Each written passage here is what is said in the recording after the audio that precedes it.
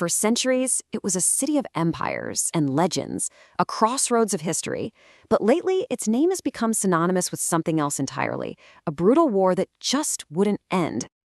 Yup, we're talking about Aleppo. For the better part of a decade, it was the absolute epicenter of the Syrian Civil War, a place some even called the Stalingrad of Syria. But then, an uneasy quiet fell over the city.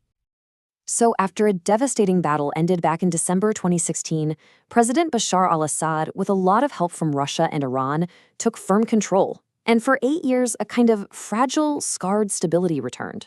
You know, life, as it always does, began its slow journey back to something like normal. But that all came crashing down on the night of November 27th. Just before dawn, the silence was absolutely shattered by suicide bombings. And that was the signal for the start of a sudden and highly coordinated rebel offensive. And this is the truly stunning part. The city that took 4.5 years to conquer the last time fell in just 3 days. 3! Assad's forces were caught completely off guard. They just seemed to melt away, leaving the entire world asking one simple question. How did this happen? Well, the answer lies in this incredibly tangled web of shifting alliances and geopolitical chess. You see, the attackers weren't just some simple rebel faction. They were a sophisticated force with a pretty surprising list of international supporters, which leads to some truly baffling contradictions. The group at the very heart of this offensive is Hayat al-Tahrir al-Sham, or HTS for short. Now, these guys were originally an offshoot of al-Qaeda, but they've since rebranded and seriously re-equipped. They attacked Aleppo with advanced night vision and sophisticated drone warfare skills, and that suggests some very high-level training and support. So who's providing that support? This is where things start to get really complicated. Turkey is a primary backer.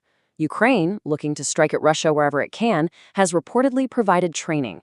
Saudi Arabia is also in the mix, and, most surprisingly of all, there are allegations of support from the United States. Wait, hold on.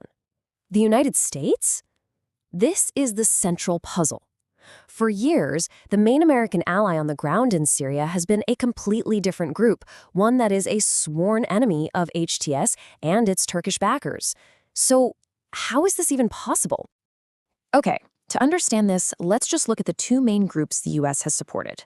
On one hand, you have the Kurdish-led Syrian Democratic Forces, or SDF, America's key partner in fighting ISIS.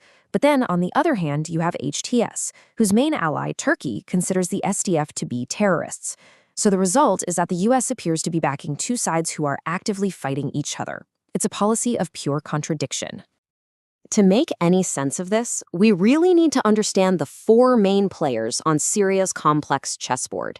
Each one controls a piece of the country, and each has its own powerful allies and its own bitter enemies. First, you have the establishment, President Bashar al-Assad's regime. His Syrian Arab army controls about 65% of the country, including all the major cities. His survival, let's be honest, depends entirely on heavy military and financial support from his key allies, Russia and Iran. The second major player is the Kurdish-led SDF. They control the northeast, roughly a quarter of Syria.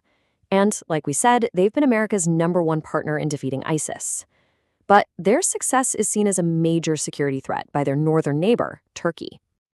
And that brings us to player 3, Turkey. To counter the Kurds and manage millions of Syrian refugees, Turkey has actually invaded and now occupies a strip of northern Syria. Their goal is to create a 30-kilometer-deep buffer zone controlled by their own proxy forces. And finally, player 4, the rebels, dominated by HTS. Based in Idlib province, they are the last major anti-Assad force standing. Their goal has always been the complete overthrow of the government, and they are the ones who just shocked the world by taking Aleppo. So we have the players, but that still leaves the crucial question of timing. Why, after 8 years of stalemate, launch this massive attack now? Well, it turns out a perfect storm had been brewing on the international stage. The timing really comes down to a sequence of global events. First, in February 2022, Russia's invasion of Ukraine meant its military focus and its best resources were pulled away from Syria. Then, in October 2023, the war in Gaza fully preoccupied Assad's other patrons, Iran and Hezbollah. With Assad's protectors looking the other way, HTS and its backers saw their window of opportunity, and they took it. This brings us to what happens next. The fall of Aleppo isn't an end. It's the beginning of a new and very dangerous chapter. The immediate consequences are already unfolding, and they all center on a battle for the very spine of the country. The primary military objective isn't just one city. It's the M5 highway, the 450-kilometer artery that connects all of Syria's major cities, from Aleppo in the north to the capital, Damascus, in the south. To control this highway isn't just a logistical advantage, it's symbolic.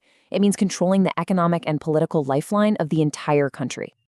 And this isn't happening in isolation. The reignition of the Syrian War marks the 8th major conflict front now burning across the globe. From Ukraine to Gaza to Sudan, the world's diplomatic and humanitarian resources are stretched thinner than ever before. The immediate fallout is grim. A new humanitarian crisis is exploding as thousands flee the fighting in Aleppo. Russia and Iran are now in a strategic scramble, forced to decide how much they're willing to commit to save Assad. And to complicate things even further, Israel is increasing its own attacks in southern Syria, seeing an opportunity to pressure its Iranian rivals. All of this leaves us with a deeply uncertain future. The old lines on the map have just been violently erased. With the world's major powers distracted by wars elsewhere, the fate of Syria is once again being decided on the battlefield. The only question now is, who will be left holding the pen to draw the new one?